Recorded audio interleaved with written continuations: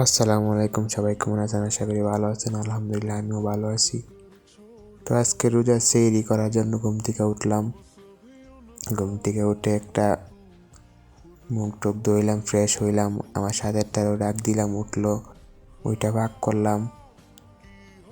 গরুর মাংস ছিল, গরুর মাংস রান্না করলাম। রান্না করার পর দুজনের সাথে বসলাম। ওরে বলছি পানি নেওয়ার জন্য, পানি নিছে।